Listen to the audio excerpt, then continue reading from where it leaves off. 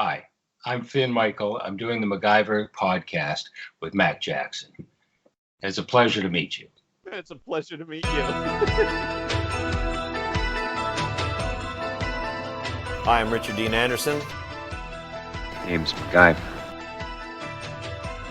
Colonel Jack O'Neill, SG-1. My name is Pratt. Ernest Pratt. I always get a happy, tingly feeling when I see those guys. Name one contract that I failed to execute. MacGyver. Oh, here we go. You're a target. And I don't intend to miss. Over my rotting corpse. I'm sorry, did I say that out loud? Glowing eyes, cliche behavior, evilness, that kind of thing. Is mental illness contagious? You think? You can do anything you want to do if you put your mind. Well, you do have a penchant for pulling brilliant ideas out of your butt. Head. Out of your head when we need them. Oh, stuff's already here. I just find a different way to use it. I like your attitude. Permission to take a team through the Stargate, sir.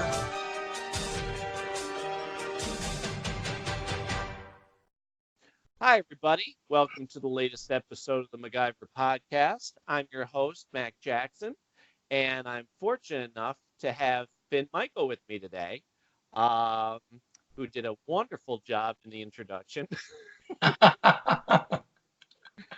who you would know from, well, many things. MacGyver, Stargate. Currently, you're working on The Flash, That's correct. and you're a musician as well. I am. We're going to get along quite nicely. Where are you located at the moment? I'm in Lions Bay, which is just 20 minutes from downtown Vancouver, basically. Just past West Vancouver if you're going towards Whistler. I'm about 10 minutes past Horseshoe Bay. Well, I'll tell you, from watching shows like MacGyver and Stargate, I have a deep, distant love for Vancouver. Paul, you know Paul Blosey. Yes. Okay. Well, he's a foodie like me, and he does a blog, and he goes on food truck runs, and he comes back with some of the weirdest food you've ever seen. But I'm so jealous because not only is Vancouver beautiful, and I probably spot all the filming locations, but just for the food trucks alone, I want to go. That's Show right. up with an empty belly and just try every single thing they have. We have great catering. Right. And craft service is top notch as well.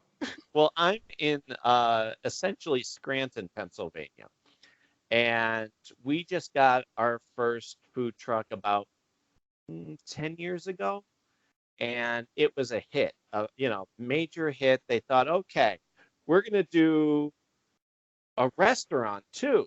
And everybody thought, great, okay. Well, all of a sudden the food truck went away, and we're like, what happened? Well, they didn't pay their taxes, so they just, it's done. I'm like, so, we're hoping we'll get a new one soon. Right. So let's start at the beginning. What got you interested into acting? Well, I always wanted to be an actor, and actually I started quite late. I started when I was 36, and I actually worked on MacGyver. Yeah, Jack in the Box. That's right, Jack in the Box. and that was when I first started, back around that time. Oh. And and when I took drama in high school, and I went out and auditioned for a couple of plays when I was living in Edmonton before I moved to Vancouver, and so I had the bug. But then I got into music, and I ended up becoming a musician. And I always thought it'd be a great crossover. If you're successful in one, the other one's going to benefit, right? Absolutely. So I always figured that my being a musician was going to help me. And so when I came to Vancouver back in '77, there was a film business that was just starting to boom. And I said, hey. And I had a recording studio in my house, and I had a fellow that came over to record. He was a harp player, and I was telling him my aspirations of wanting to be an actor, and he says, "Hey, you want to be on a movie set tomorrow?" I said, "Yeah." Yeah. And he picked up the phone. He called up his background agent. Next day, I was in a restaurant scene, and I found all these other actors, found an acting school, and I was off to the races. Wow. Really? Yeah. That's pretty darn good. Well, I mean, that's you kind of got a nice jump going on that. Well, and then I did acting classes religiously for 18 years. Oh, well, okay. So you definitely paid your dues. I paid my dues there, and then I got the odd acting job along the way, and I ended up becoming a stand-in. Stand-in for other actors. I stood in for Richard Dean Anderson. Oh, sure. Here, and I've stood in for Harrison Ford. I've done a couple of movies with him. Mm-hmm. Done a couple of movies with Christopher Lloyd, and so on and so on. So I ended up making a good living as a stand-in, and I started hustling the directors and sometimes the producers for a little acting job here and there, and made a career as an actor as well. Well, what was the first thing you did a stand-in in? One of the first big things Stargate was actually my first big stand-in job. Oh. And while I was doing Stargate, I did Lake Placid with Bill Pullman. Sure. I did a miniseries called Traffic, and several other projects that came along that I did in the off season of Stargate. But I worked on Stargate for 7 years. Wow. As Rick stand-in. As a stand-in, and I had a few acting jobs on the show. Huh. I had your cohort, Bill Nichols. Nikolai. Yeah, Nikolai. He was just on, and he was telling me the same type of thing. You're happy to be a stand-in, but at the same time, you give him a little nudge and go, "I act also." That's right. That's right. And when you just walked in and said, can I be a stand-in, or do you have to go through? No, you have an agent. You have an agent. Like basically, I started out with the extra work, the background work. And with the background agent, they submitted me for the stand-in work. Once I saw the stand-in working his magic, being in the eye of the hurricane, as I like to put it, I thought, well, that's for me. I want to be there with the director, with the actors, and the camera operators, and it's funny too. Driving home today, it's all freeway from here to the studio. And when I was young man, I was just telling my wife about this, that my dream was, working at the studio, driving down the freeway, and going to work in the morning down the freeway to the studio. Mind you, my vision was in Los Angeles, but you know what? I love Vancouver, and here where I am. Oh, without a doubt. I'm telling you, when they made the move in I know it was the third season of MacGyver, because he ends up getting the houseboat, and I guess it's still going, right? They still primarily will film a lot of shows in Vancouver. Oh, tons of shows. Tons. Right? Yeah, it's a beautiful country. Yeah. They always make the joke about how come every planet on Stargate looks like a forest in Vancouver. Exactly. Well, we have the mountains, we have the ocean, we have the forest. Yeah. And sandy beaches. Not even that, but just the city alone is great buildings, great places to film. Yeah. Yeah, we dabble for Seattle a lot. Oh, yeah? Yeah. Oh, okay. Because, I'm thinking, I'm at the point now where I can spot either an actor from MacGyver or Stargate or a film location. I go, right.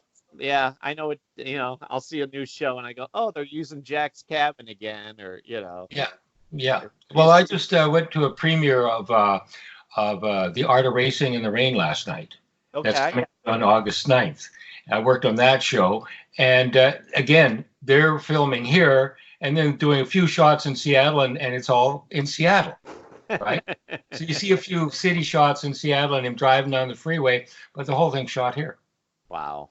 And we did Battle in Seattle here as well, which is a movie I worked on many years ago as well. What's it called? Battle in Seattle with Battle in Seattle. Battle. Yeah. Battle in Seattle.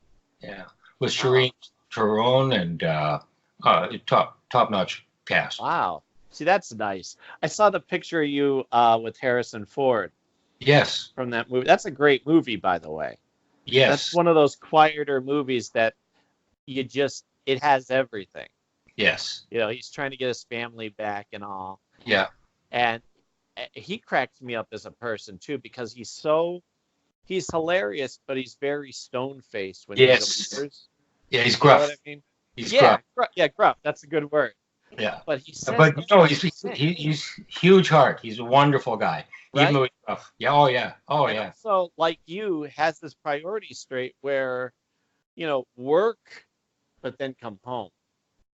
Like, all right, Yeah. I work, in Hollywood, quote unquote, but I live at home. Yeah. To have that separation, I think, is very important. I Who were agree. your inspirations, would you say? Did you have any big heroes? Well, I used to love like Errol Flynn Oh, sure. and Tyrone Powers and Humphrey Bogart and Marlon Brando. So Marlon Brando would have been someone, and Al Pacino, and Robert De Niro, all those guys I just love, and if I could do anything close to what they do, I'd be a very happy young man. I was talking to Jay Agavone and at one of the cons late night, and he was telling me what got him going was Al Pacino and Dog Day Afternoon. And I'm like, yeah, I get that. That's a good one. If you're going to point to like an Al Pacino one, he really is the whole range. Oh, yeah. Yeah, they're great to watch because like I said, I went to this premiere last night, and Milo, I don't even know his last name. I work with him and everything. I don't have his last name down, but Milo, I mean, he's so natural. I was so blown away. Here I'd spent all this time with him, and I watched him on the screen last night, and it was totally believable. I mean, Isn't that amazing? Sucked in. I had tears running down my face. My wife cried through half of the movie. I mean, seriously, there's some good acting out there. Yeah, I mean, to move you so much, and then to have that separation between the guy and what you're seeing, it's very surreal. Yeah. Like I've been lucky enough to become friendly with my musical hero, Michael Nesmith. Oh, great. And for years, since like 86, I've known about the Monkees and him and love and adore. And my wife and I have a band called Harmony Constant, which is named after one of his songs. So through the years, I'd write to him. Well, sure enough, he was getting every letter. And when he met me, he was as excited to meet me as I was to meet him. Wow. And, yeah. And so now whenever we see him, he hugs and, he's a sweet, sweet man. And it's that same feeling that you're going through where I see the guy on the screen and, oh, wait a minute, that's the guy who's my buddy. Exactly. When I see him, he gives me a hug. It's bizarre, but it's wonderful. That's how real they are. Right. They're able to pull it off. And that's a testament to acting, too. It sure is. You forget that that's the guy that was standing next to you, a couple days ago. Yeah. What's the name of that movie? It's called The Art of Racing in the Rain. Comes out August 9th. I'm going to look for that. I've heard nothing but raves about the book, and the movie is impeccable. Really? It's just beautiful. It's a beautiful story. So how did you, when you started on Stargate, was it from the first season? No, I came in at the end of season 3. Okay. Yeah. And were you there I was there from end of season 3 to the end of season 8. Mm-hmm. And that took season 9 off to work with Harrison Ford. I got that opportunity. It landed in my lap. But actually, I came in at the end of season 9 and finished off the season after the Ford film. They let me come back. Nice. And then I did season 10, and then I did the 2 movies after that. Okay. Well, I'll tell you, a lot of people are hoping there's going to be more. Yes. Because anybody who's paid attention knows that it was MGM going bankrupt and yada, yada, yada, that they had other movies planned. So now we're at the point where MGM's doing okay, and we're going TikTok. Yeah. Let's get going again, because everybody's still up for it, And so I wonder if Richard's up for it. He is. Is he? He's been doing a lot of conventions, and of course that comes up in conversation. Right. And he's, the reason, the reason he left was to be with his daughter. So by the 10th season, his daughter's like, you can go back now. Yeah. So he's been, he's like, yeah, I'll do anything MacGyver or Stargate related whenever they want me, which I think is great, because without that, what would be the point? Right. Um, do you have a favorite episode of, say, Stargate? Something that stands out to you? Well, I always liked Tony Amadello's work, and I'm in touch with him on a regular basis. Sweet man. And so I kind of like the episodes he was in, because of his tremendous acting, and Carmen was great to work with as well. And sad to hear of his passing. Yeah. But Carmen, I like those episodes the most, I think. I guess, and it's because of having them on set. It made it pretty interesting. And you know what it is too about them? They're very much actors. Yeah. You know what I mean? Like, I was talking to both of them, and Tony, well, when we started talking with Tony, we were talking about pizza in New York. So that was one conversation. But when he would talk about acting, you can tell here's a guy who enjoys doing Shakespeare. He's into the nuts and bolts of acting. Yeah. And that's fascinating stuff. And to have these guys play something completely, well, in particular, Tony, play something completely opposite from what he is. Yeah. Great Tech's very stoic. Yeah. Right? Tony's sweet. Yeah. I was going to say something. Do you remember, like, there was the 100th episode and there was a 200th episode? Sure. Now, which one was the one where they were mocking? Was that the 200th episode? Well, where they were mocking the the 100th episode was the one where there's the film crew and O'Neill goes to deal with that. Yes. And then in the end, they kind of do a little joke. Right. And I like that one a lot. Yeah? And what was the 200th episode like? 200th one was more of a jokey episode where Rick came back, and I always call it the Wave from the Door episode because I wanted more of him, but it was a lot of like, let's do the Wizard of Oz, or let's do, the puppets was the thing. Because it was the same guy, Martin, was it Martin? Was that his name? He was the film guy. He was the guy who they had on the one episode who everybody thought he was crazy, but it turned out he was from a different planet. All right. And then he got a job as a film producer. So yes. Okay. Now that was one of my favorite episodes for sure. So that was the 200th episode, was it not? Yes. That's what I thought. Yeah, that was great. And it was also great to work with Dom DeLuise, who came in and did an episode. You were there for that. I was there for that. I have a picture of that with me and Dom. And Isaac Hayes came in for a spot. And working with Peter DeLuise on about 50 episodes, and he is the best. As you probably know, you might have interviewed him. He is so much fun to be around. I'm hoping to. I mean, I'll have to reach out to him because that whole family, the DeLuise family, is legendary for being professional and wonderful. Yes. Like sweet, yes. Salt of the earth people. Well, we had David and Michael in that 200th episode, the two DeLuises. That was the 100th episode. Was that 100th? Wormhole Extreme was the. Oh, okay. That was the one. That was the 100. Now I've got them together. Okay. Okay. Now see how it all falls in together after a while, and if you don't talk about it for a few years, you lose it. And also, I mean, they're connected with the same character, so I would understand that. Yeah. Yeah, those are great. Those are fun episodes too. Yeah, it was fun. A lot of fun. And that was the beauty of the show, was having everything in one episode. You could go from funny to serious, tense, touching, all in one. Yeah. That's.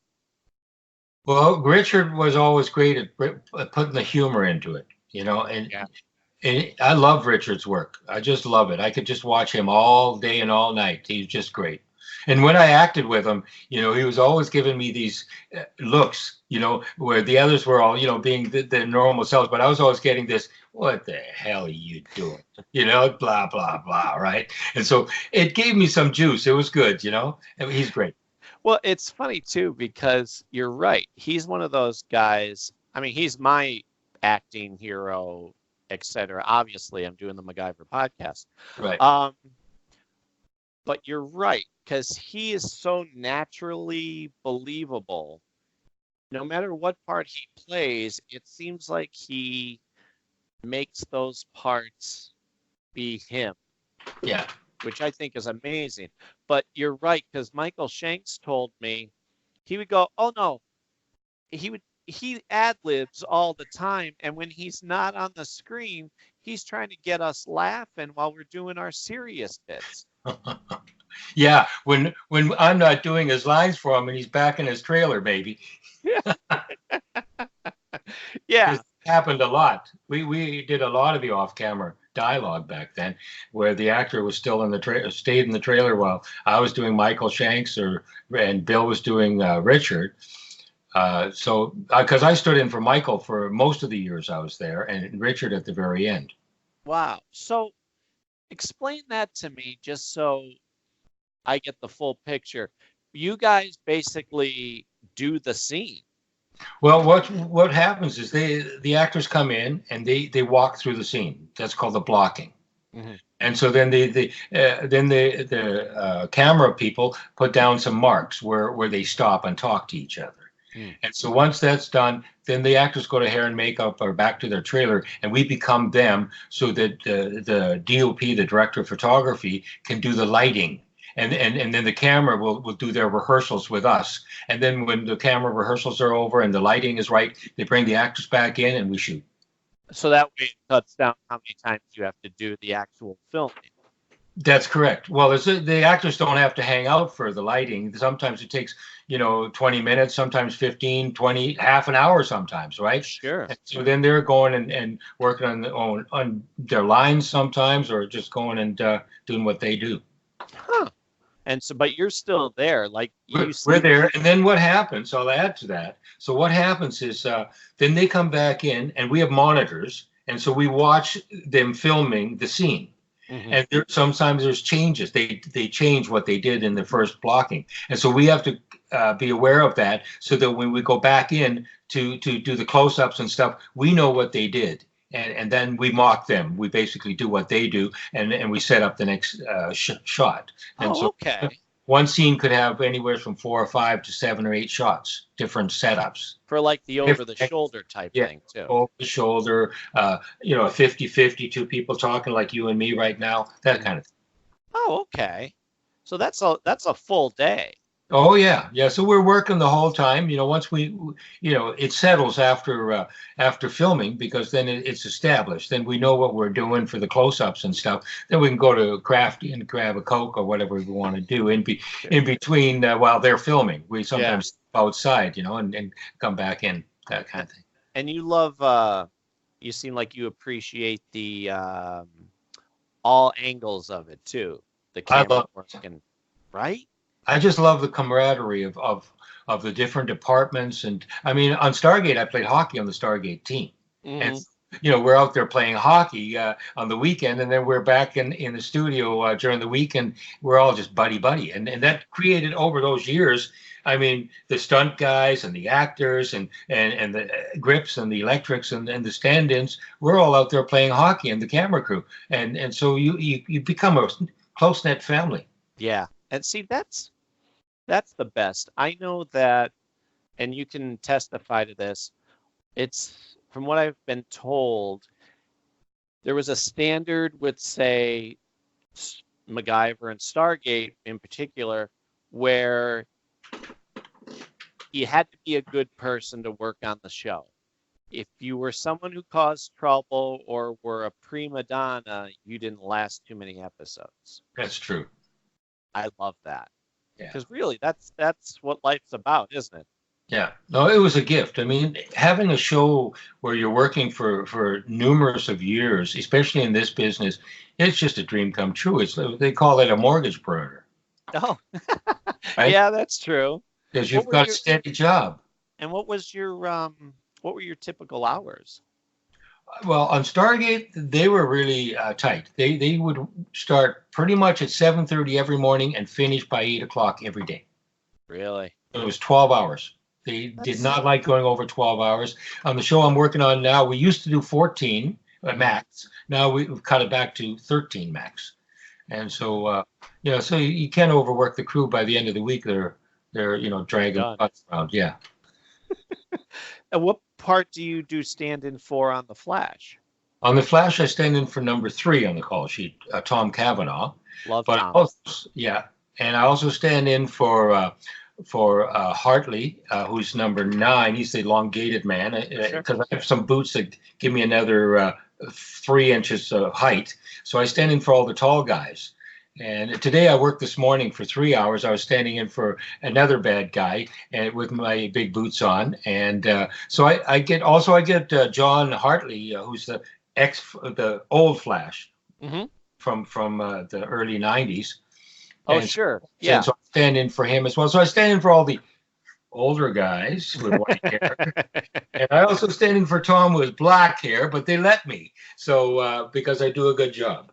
And but Tom's my main guy. And then I stand in for a number of the other guy. I mean, we have a guy for Flash, and I'm the other white guy. And then we have some ethnic people standing in as well for the other ethnic actors. Yeah, I've seen the pictures you guys take. They're great. Oh, yeah. Go ahead. No, I was going to say you haven't seen the latest one because I haven't been allowed to post it. There's an app now where you can make people old or young. Sure. Yeah. Right.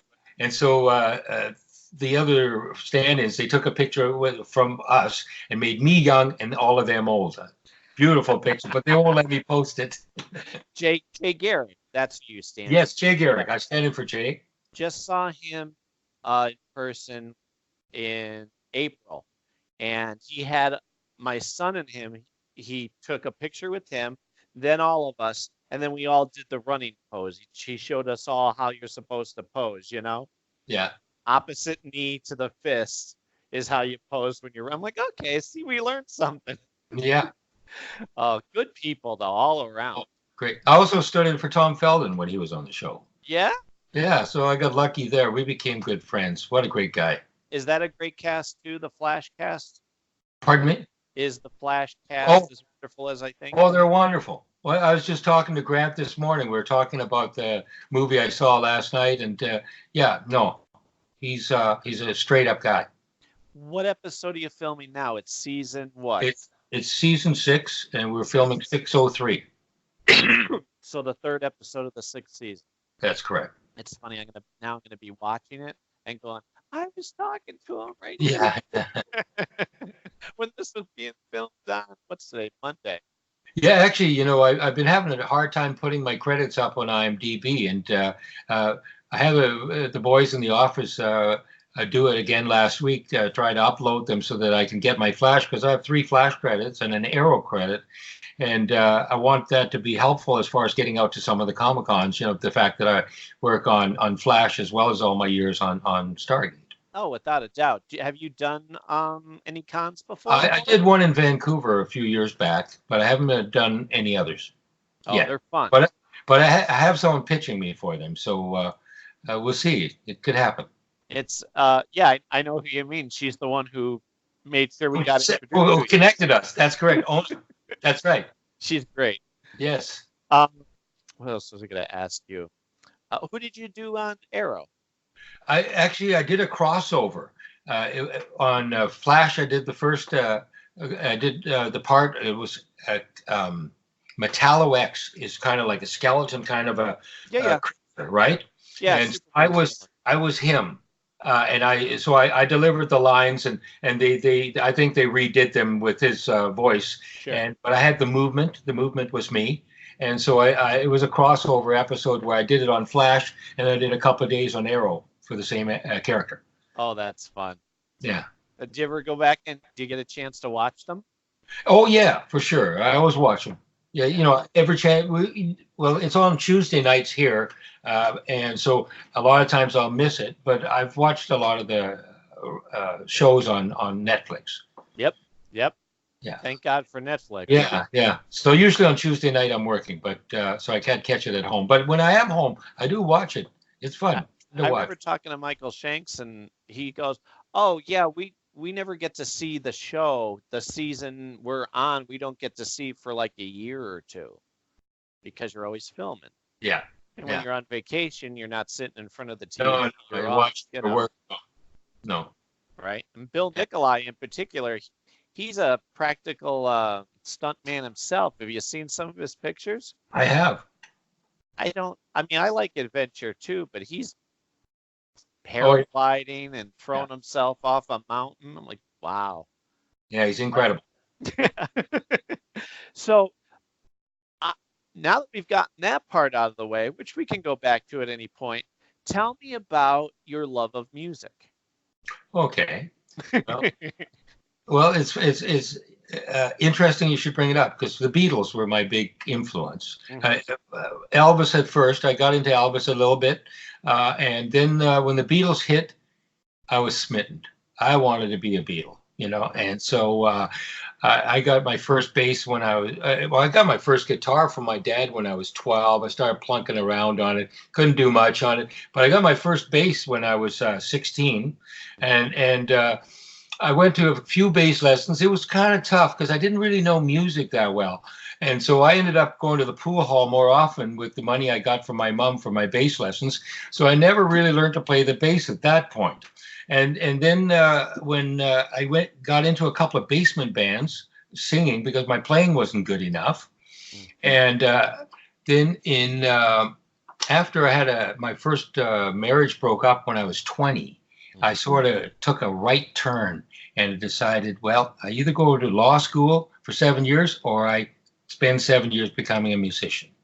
And when my marriage broke up after 2 months at 20 years old, I moved in with one of the popular bands in town because I knew the drummer, and they had a mansion in let's say Shaughnessy, and it was the Shaughnessy of where I was living, and I was smitten. I stayed there for a month till I got myself on my feet on the ground, got my own place. I said, this is what I want to do. And I started plunking away, and I actually started university for a couple of years. I went for 2.5 years to Grant MacEwan University and studied music.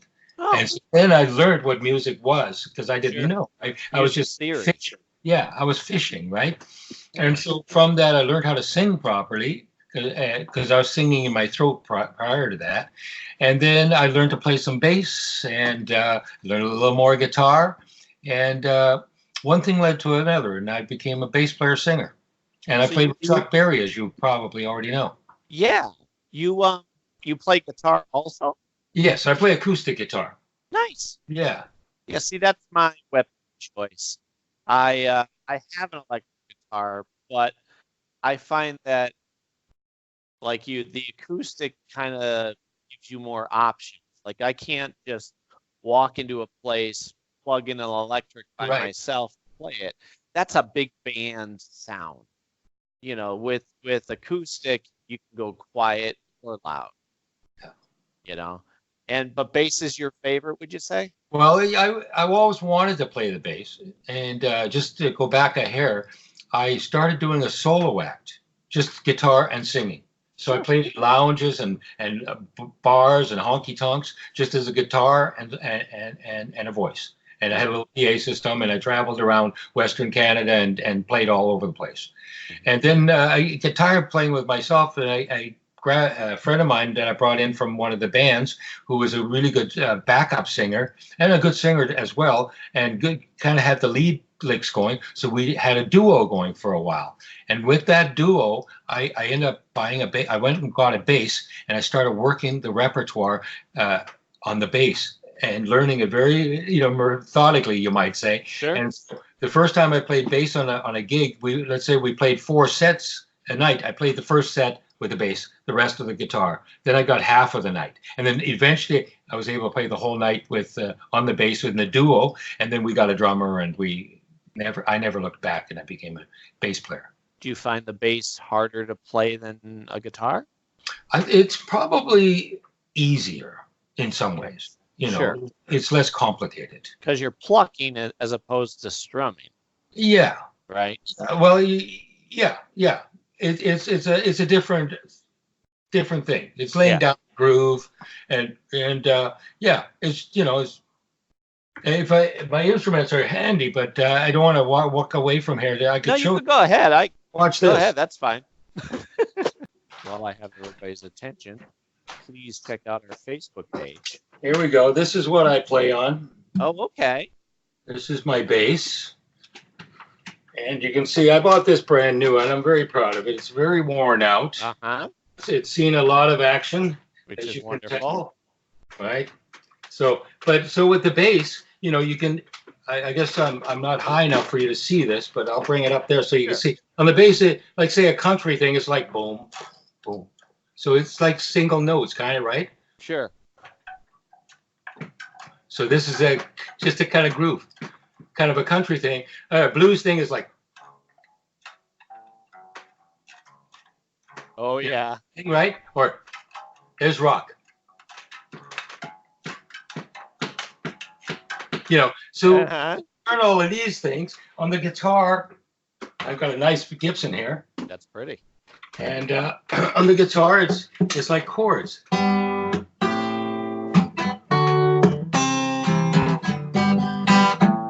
And so you can pluck, you can strum, you can, but lead guitars, they play the notes, right? Right. I play the chords and I play the bass. You and me both. I'll tell you how I learned guitar. When I was a kid, I did what you did. I took lessons, and instead of paying attention, the guy was teaching me like one note at a time. Here's an A, here's a B, see you later. Well, when you're a kid, you're not going to do that. You want to be out with your friends playing, like playing catch or whatever. So he bails on me. And then when I was, say, 20, I decided, well, I've always been a singer, but I don't want to be waiting for a band. I'd rather, pick up a guitar, go. You're on your own. You don't really need anybody else. Well, I picked, instead of picking like an easy song, I picked WOLD by Harry Chapin, which is picking, Yeah. strumming. I look back on it and I thought, what was I thinking? Mary Had a Little Lamb would have probably been much easier. Yeah. Or like I'm teaching my son now how to play guitar, and we're doing Bye Bye Love. Well, that's 3 chords. Right. D, A, and E, I believe. So, in hindsight, I could have done it a lot easier, but you hit plateaus. So if I could play that difficult song, anything easier I can do now. Right. Right?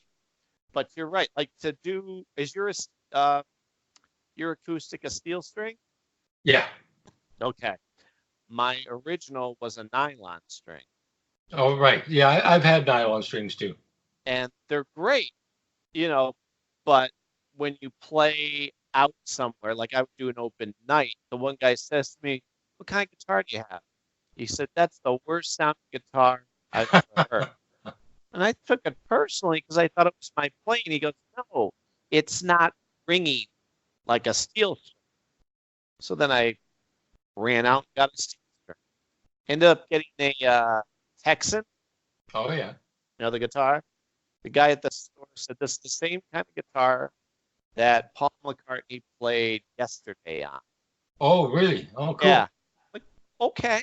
As long as it rings nice, I'm a happy guy. But what kind of music do you like? What kind of music do I like? Yeah, like if you had to, being a musician, I'm sure you're like me. Or what's in your DNA? Well, I play mostly classic rock, and R&B. I love R&B. I like Motown. I've played in some Motown bands that have just been unbelievable. I played with a guy that did all of that stuff. Stevie Wonder, did Jimi Hendrix to a T. That's not Motown, of course, but he had that voice, and he played upside down on his guitar. So it was like Hendrix all, and the strings were up too. And so Really? he had all these weird chords, but he could play like you wouldn't believe. And so, yeah, I'm pretty prone to most music. Yeah. I'm not too big on rap, but yeah. There's the odd one that comes along that's all right. But for the most part, I'm very much into the classic rock and the Motown, R&B kind of stuff. Do you have favorites? Well, the Beatles are big time. I saw Paul McCartney just a couple of weeks ago. Really? Unbelievable. Played for 3 hours, 77 years old, playing for 3 hours straight. Yep. Pretty amazing. Isn't it? And that was the second time I saw him. Unbelievable. I got to see Crosby, Stills, Nash and Young a few years back at the Tacoma Dome. That was unbelievable. Eric Clapton I've seen a few times. Here, you'll love this. I saw Eric Clapton with the Cream. Get out of here. In 67. How'd you do that? They flew over the pole, and the very first time they played in North America was in Edmonton. There was a promoter there that brought them over before anybody really knew of the Cream, and they played in Edmonton, Calgary, Saskatoon, and Regina, just the Western Canada tour. And they would spend a week in Edmonton. I just found out because my keyboard player was part of the warm-up act.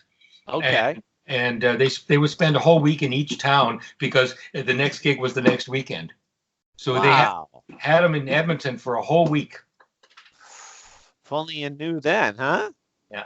You find out where they're staying and accidentally bump into them. Well, I didn't even know who Eric Clapton was or any of those guys. I had a Scottish a friend that I went to school with, and he knew all about them. And he was the one who dragged me to the concert. I'd never even heard of Eric Clapton.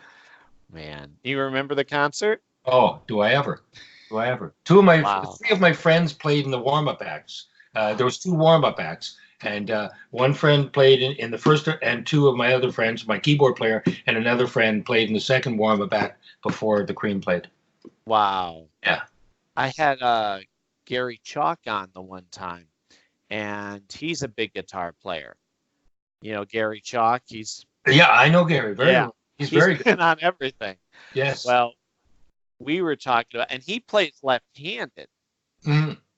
And it was funny because it was sweet. I already known him through, say, Facebook. Well, he, all on his own, went to my band page and didn't know it was me, but was telling Harmony Constant how great he thought they were. And I'm like, thank you, Gary. By the way, it's Mac. He's like, oh. But he's another one who I'd love to get in a room with and just jam. Yeah, he's good. You find it's, you tell me if you feel the same, it motivates you and inspires you to play with somebody. Yes, right? it does. Yes. It kind of energizes you. Yeah, it does. Whether it's one person or a room full of people, you're like, no, come on, we can do this. This is fun. Yeah. Just had a random Flack question. Have you been on Flack since the beginning? No, actually, I came in again. I was in through halfway through the first season. So come this December, it'll be 5 years that I've been there. Oh, okay. Huh. So you act and do your stand-in stuff. Yeah. Yeah. I also go out for auditions. I just did an Air Canada commercial about a month ago. So I get the odd commercial and I get the odd acting job here and there. Do you ever post them online? Pardon me? Do you ever post them online? Well, not a lot. No, No. I don't. I haven't spent a lot of time posting my work. Well, you I should. should. Yeah, yes, I know. You're giving me some ideas here. I'm telling you, well, there's nothing more important to me than modesty, but at the same time, you can push yourself. And, you got a friend in me that whenever you do post something, I'll gladly share it and, Right. let the world see. Plus, I like to be able to go, I know that guy. Yeah. I was kind of doing that last night myself at the premiere of that show. Right? Yeah. Oh, that's fun. Do you have anything big coming up shortly? Nothing that I can put my finger on. No, I'm just happy to be working on Flash. I was going to And say the Flash will keep you busy for the rest of the. well, we go till April, middle of Okay. April. So we just started our season in July. Yep. And so we'll be going to the middle of April. So I don't have anything lined up acting wise. I have a couple of short films that could be happening. I've talked to a couple of people that are interested in using me in their short films. Really? I have another short film to actually post, but he's reluctant to let me post it. He wants permission from one of the actors, so that's something that's going to happen. It was actually a spin-off of from Flash, and with one of the producer writers knowing about what we were doing, and we did because Dibney is the elongated man. Yeah. Ralph Right? Dibny. Yeah. Ralph Dibney, and his wife is Sue. Yep. She hasn't been established in the show yet, Right. but we did a short film about Sue. One of the stand-ins was Sue, and so we did a thing, and we played my house as being in Europe, and she drove. It's kind of a cute little video. So that's going to be fun. That is going to be fun. I'm a big comic guy too, so you're hitting on all chords for me because I know. Oh, there's Ralph. Okay, so he's going to have a wife eventually.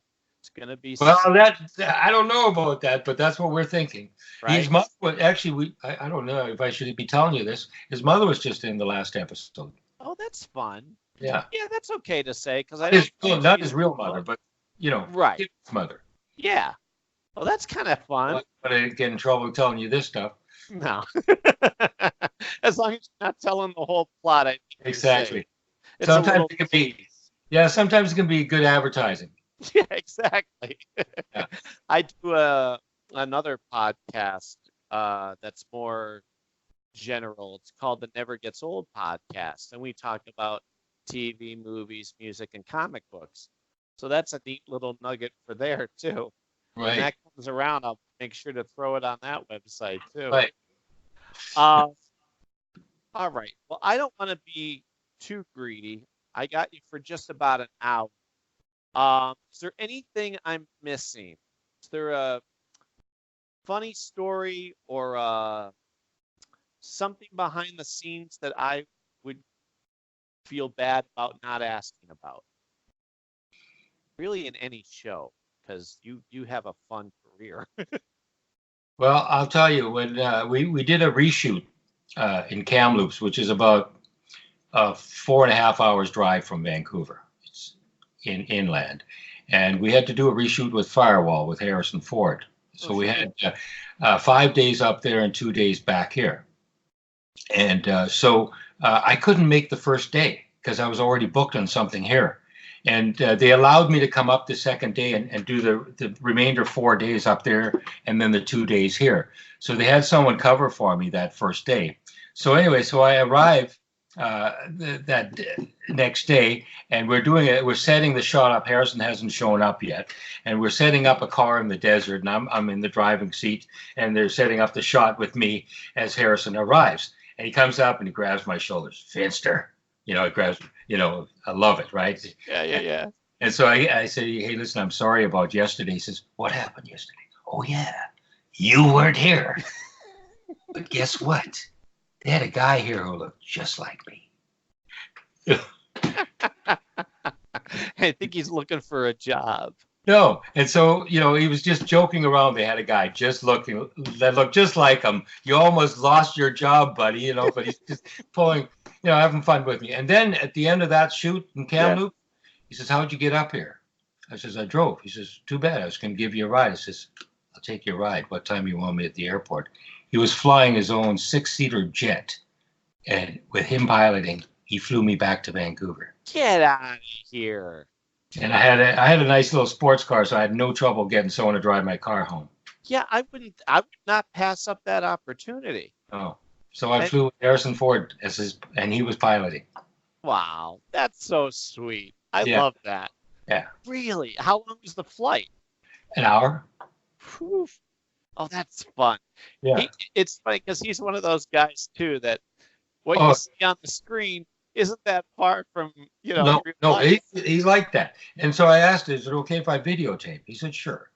So he was being a nice host when we first got on the plane, offering the DOP director of photography and the first AD got a ride as well. So there was 3 of us, and so he's offering us a coffee from Starbucks and some muffins, and then as he crawls into the cockpit, he looks back at me and says, "Hope you got a good shot of my ass." That sounds like him. Exactly. I love that stuff. And it really is, besides, the part that people see in the film, those are the moments that really make life worth living. Yeah. Oh, that's good stuff. Hi, this is Amara from the Always Podcast. I want to make sure you know about another awesome show, the MacGyver SG-1 audio series. His eyes darted over to Jack's weapon. "Sam, start taking all the gunpowder out of these bullets." He stunned Jack by taking the gun from his hands, and with one swift motion released the clip, discharging the bullets in the chamber before handing the empty gun back to the general. It's written, edited, and performed by Mac Jackson of the MacGyver Podcast. He's bringing together the worlds of MacGyver and Stargate to bring us all new and ongoing adventures. For some reason, something caused both Jack and MacGyver to glance up at the second-floor office window that hung over the large storage hangar. It was a shadow of a moving figure, a figure who now was staring down at them. Before they could say anything or move, the man ran over to the railing and opened fire on them. In that moment, they each knew they were about to be riddled with bullets. Get into the epic story and hear how brothers Mac and Jack work together. Suddenly, he spun on his heels to his brother. "Jack, give me your phone." The general quickly took it from his pocket and handed it over. "Yeah, it isn't working, "No, not as a phone." With that, MacGyver knelt down and smashed Jack's cell phone off the ground and cracked it open. As he pried it apart and reached for his knife, Jack stood stunned. "That's my phone." And how they disagree. As he turned the engine off, he rechecked the inside of his pocket and pulled out his automatic handgun to check the chamber. As he verified the bullets loaded, he could see the disappointing glare of his brother in the seat next to him. "What? This again?" "I don't like guns, Jack." "Yeah, me neither. I like getting shot a lot less." Subscribe and review today on Apple iTunes and like the Facebook page to keep up on all the latest episodes. I've been catching up on past episodes, and you don't want to miss it. All right. Well, I brought up my photo album for you today, and I have stuff. Where's my MacGyver thing? MacGyver's way back here. I only have the one photograph from MacGyver. I think you've seen it online already. But at any rate, here's my Stargate photos. I'll give you an idea. I like the one with Richard Dean Anderson and the banana. Let's see. Over to the side a little more. Oh, okay. Right? and I guess he just don't see. There's me and Amanda. Oh, yeah. And I mean, there's Peter. No, that's Michael. Michael, yeah.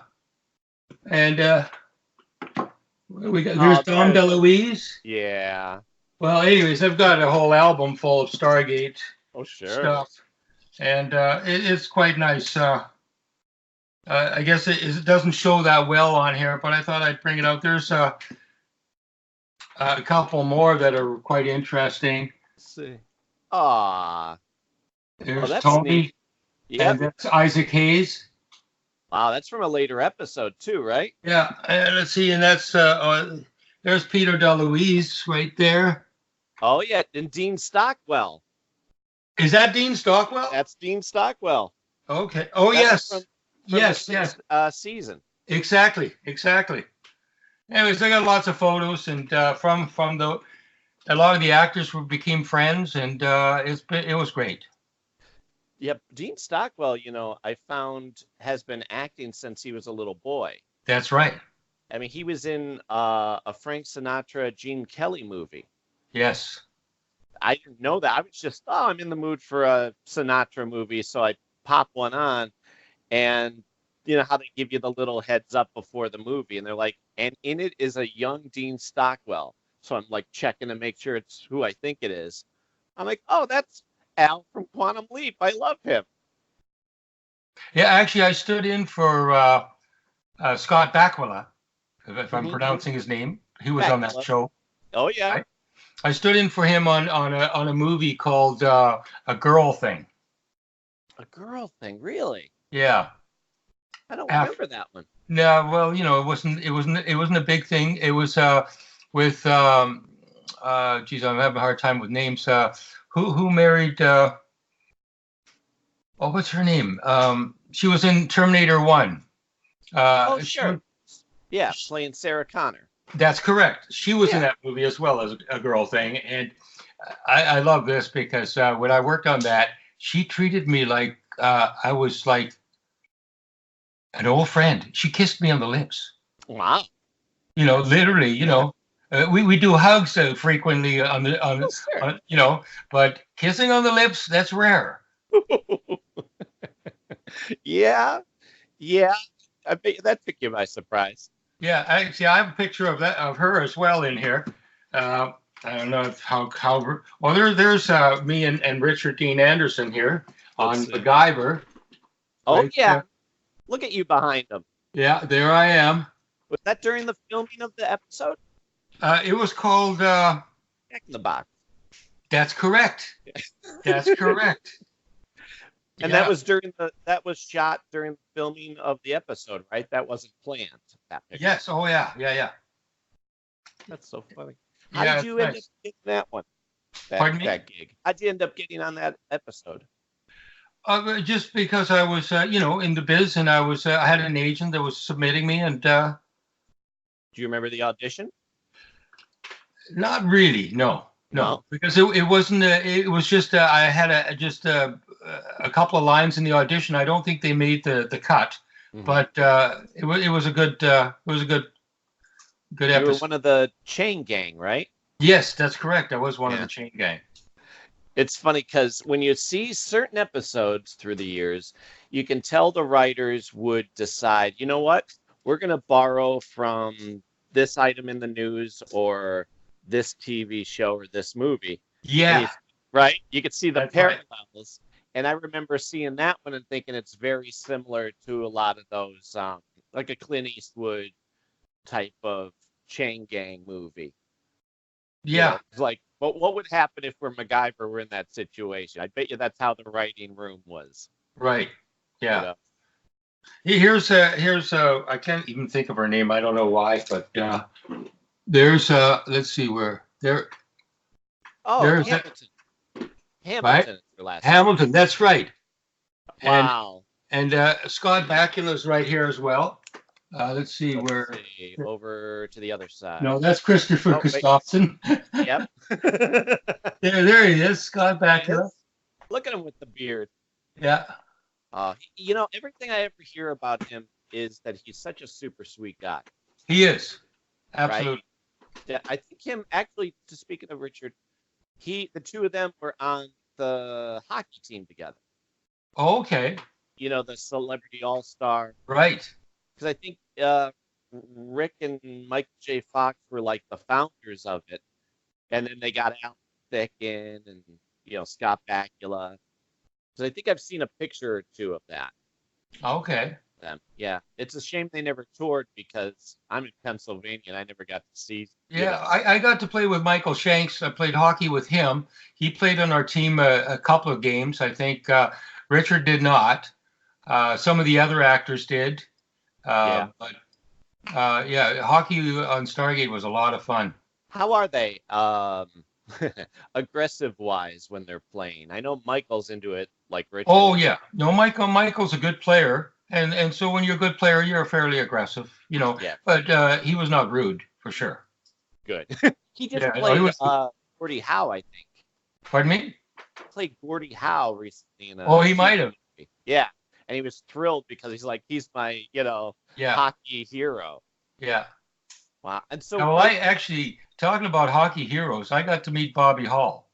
Really? Yeah, and he was here in town. This was a number of years ago, and it was at a opening for a lumber yard, and they had like 7 or 8, big time players there, signing autographs.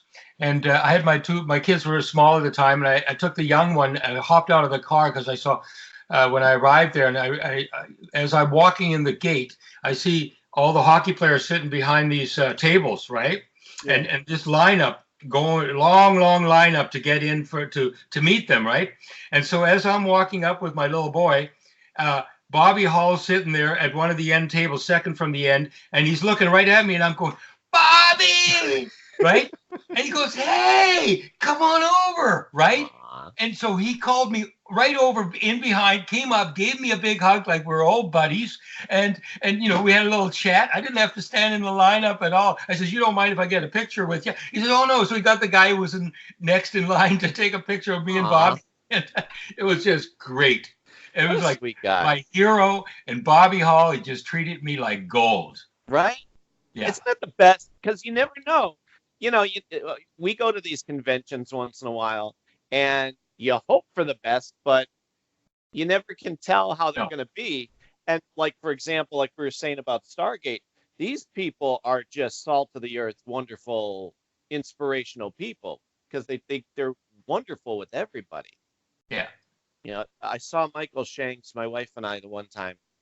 We were in line to get a photo op with him. And ahead of us were a couple that had someone with them that had some physical disfigurement. And, it was jarring if you weren't prepared for it. And they walked up to Michael Shanks, and he's saying hi, he's wonderful with everybody. And then they come up to him, and they're holding this child, and he didn't blink. For the rest of our lives, we were in complete awe because he just looked and was like, hi, and scooped them up. And, because most people had to have to adjust. He was amazing. Yeah. That was 10 years ago, I'd say. And just to watch how natural and wonderful he was in a potentially uncomfortable situation. I don't know if I ever got to tell him, but someday I'll tell him how impressive. Well, Michael's a very intelligent man, and he's a kind soul. He actually had my wife do a cartoon drawing of him for something he was involved with a number of years ago, a charity of some sort. Mm-hmm. And he literally paid her $1,000. Really? Yes. Wow. For That's her work. Very sweet. Yeah. He didn't try and get a freebie. He didn't try and do anything like that. No. He was just, top notch all the way. Yeah. Do you remember? What was I going to ask? I had some questions I was going to ask because you were there. Do you remember one of the tougher episodes to film that you were on? Well, most of the tough stuff was when we were like in the forest, right? Sure. In the forest, and if it was raining, those were the tough days.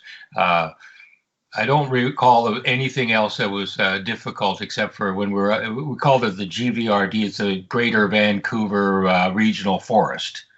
And it's up in the mountains, near Vancouver, of course. And that, from time to time, was grueling. Sure. But otherwise, no. No. So I would think the continuity, especially if it rained, that could cause some issues. Yeah, well, they work around that. They're really good with that kind of thing, Yeah. What they do is a lot of the time you can't actually see the rain coming down on film. Sure. And then they also put a cover over top of where the actors are standing so that the rain's not coming down on them when they're acting. So we have ways of sort of getting around the rain, but we can't stop production because it rains. Right. Well, hey, Vancouver's kind of known for rain.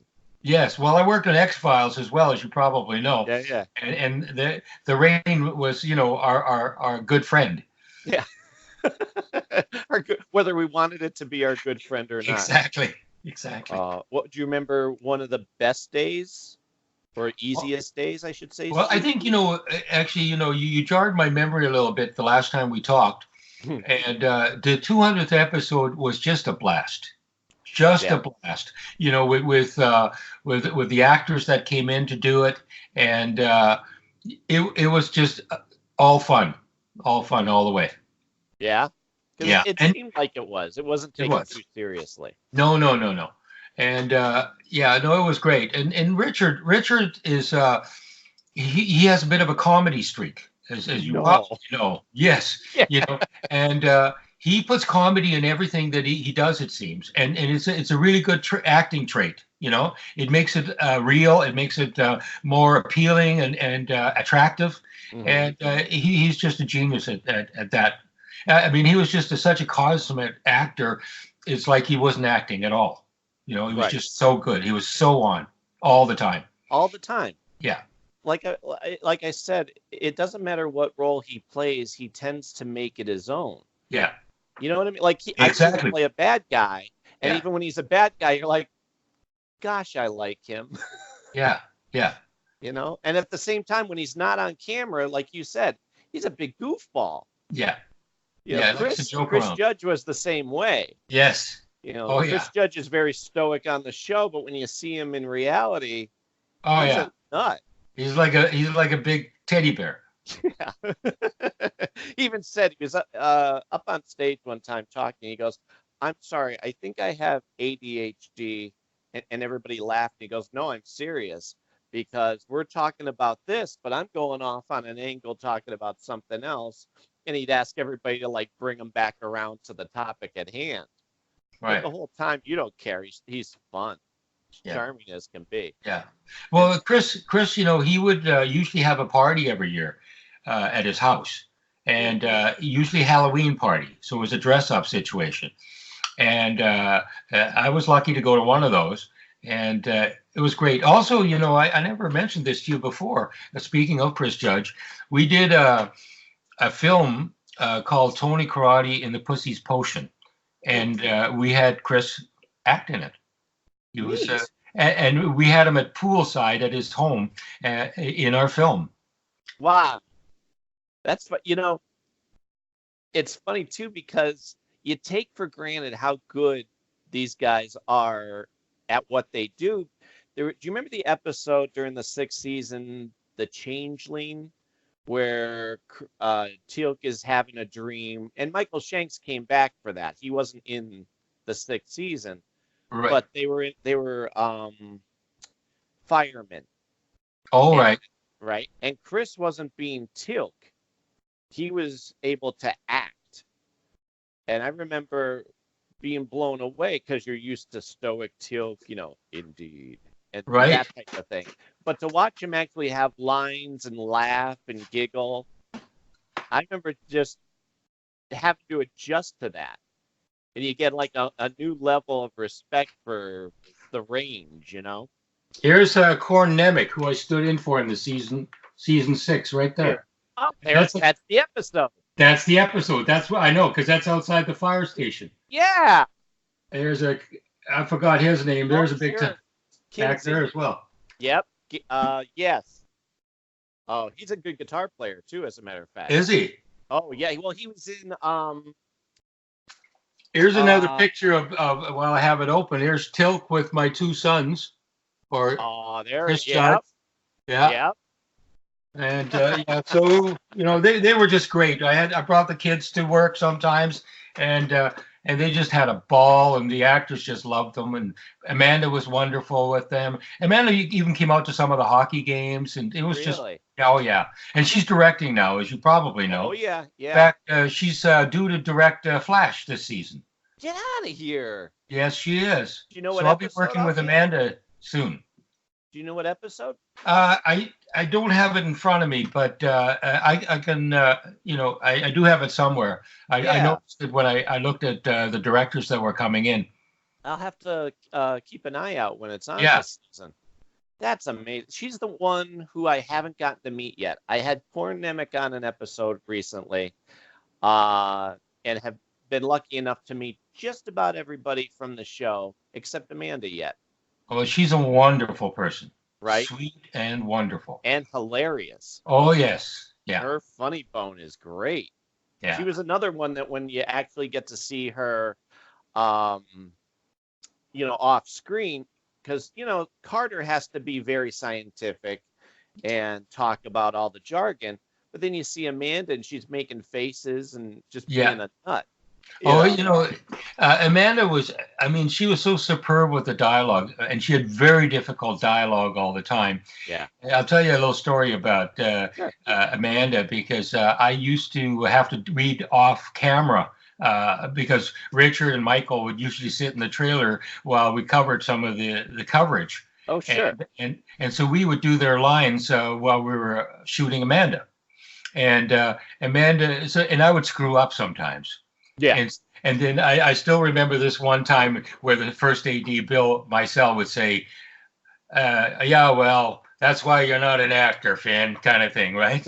That's why you're a stand-in. And Amanda would go, oh, Bill. Yeah. Oh, no. Oh, Bill. Some of the outtakes that I've seen are some of the best. Just, either they're the ones causing the trouble or trying to keep it together. The movie we were talking about where I see Senator Kinsey plays guitar, he was in Deliverance. He was in what? Deliverance with Burt Oh, Reynolds. that's right. Oh, no, I saw that movie, yes. And that famous, the best part of the whole movie. Oh, I know. Is the banjos. Yeah. I can watch and listen to that 100 times a day. Yeah. That's a heck of a thing.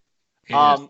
But it's funny when you make the connections, because I know Senator Kinsey is Senator Kinsey. I don't know him from anything else except maybe RoboCop. And then when I made the connection to Deliverance, you're like, wow. Yeah. And then I realized, he does play guitar and write music too. It's going to bother me until I get his name right. Ronnie Cox. I was right. That's Ronnie Cox. That's right. See, I'm bad with names too, so it's hard to remember all these names. Well, it's it's easier to remember their character names, but I always want to be respectful and say it right. Yeah. Well, let me think. I want to make sure I don't miss any other questions before I let you go. Do you remember your last episode being on there? I remember. We did the 2 movies. Yeah. And I kind of remember the studio work at the time when we had this cave, and we had this long kind of almost like a pier where we walked out on, and it was a big green screen thing. That's basically what I remember most from the movie was that was the Ark of something. Ark of Truth. Yeah, Ark of Truth, and then there was Continuum, I think, was the other one. Yeah. And that's about all I remember from that the cave work for the most part. And I don't even remember the last episode, to tell you the truth. I can't remember what that was or what we did. And I watched a lot of the episodes because we were able to take home the box sets that they had. We had like a library of the in the office, and so we could sign out any episodes we wanted. So I would go in and sign out several episodes and take them home and watch them if I hadn't watched them. So I watched a lot of the episodes. I even watch them from time to time now because it's on the Sci-Fi Network. And, when I'm clicking through and I see Stargate, I go, click. So I watch, a little bit of it, and a little bit of, memory comes back from this and that. And yeah, it was a lot of fun. Do your kids like it? Oh, yeah, they did. They loved it. They loved it. I don't know if they watch much of it now, but yeah, they loved it. My kids, my son's 10 and my daughter's 7. And at night, you only have so many hours in the day, and we'll pop in either a MacGyver or a Stargate typically. Very seldom, like, one episode a night. And so they're educating themselves on it too. Right. And it's such a great thing because it really is, those are 2 of, I gotta say, the best well-rounded series in television ever. Because you got a little bit of everything, and everything was done perfectly. Like everybody was on the same page. You know what I mean? Like there's a lot of shows today that don't bother to pay attention to the minutia. And Stargate in particular would drop seeds that you wouldn't see for another couple seasons. Yeah. Well, we had a good bunch of staff writers, and I mean they were very creative. And you pointed out earlier that they would take scenarios from famous movies and weave them into our episodes. Yeah. So it made it very interesting in that regard as well. Yeah, it's nice because it's relatable and yet not stealing from it. You know Exactly. what I mean? Yeah. Well, there was from time to time, I can't think of any of them, but there was like little jokes sometimes about certain movies, you know? Right. Yeah. Like, oh, I know one you're thinking of too, where they're sitting around the table and the asteroid is coming towards Earth, and Jack says, "I've seen this one. It hits Paris." Right. Yeah. Yeah. Because it was Final Impact, I think they were referencing, which was great because I hadn't seen that movie yet, so I ran out and made sure I watched it. Went, oh yeah, there it is. Right. I love that type of stuff. Yeah. Well, thank you so much for doing this. Well, my pleasure. I didn't want to seem greedy, but I thought, it was so much fun, and I know there's more that I just thought, let me wedge some more good stories in there. Well, great. I look forward to your edit on this. Thank you. I'll get working on it right away, and I will post it. Well, the YouTube one, I'm going to do a YouTube one, and so that'll probably be up before the audio, but they'll Perfect. definitely be there, and I'll let you know the second I get them up. Oh, perfect. Yeah, send me a link. That'd be great. Well, and feel free to use them any way you see fit. Like if anything in the future. Oh, great. I appreciate that. Thank you so much. And I really appreciate you, contacting me and making this happen. Thank you so much. My pleasure. I hope I get to talk to you in the future. I hope so too. Thank you, buddy. All right. Take care. Talk to you later. Have a great day. Bye. You too. Bye. The MacGyver podcast is part of the Forever Adventure Network. Some original artwork by Joseph Arnold. Donations can be made at Patreon to Mac Jackson. Look for our group pages on Facebook and follow us on Twitter at MacGyver Podcast. Please subscribe, rate, and review. And remember, stay creative, everyone.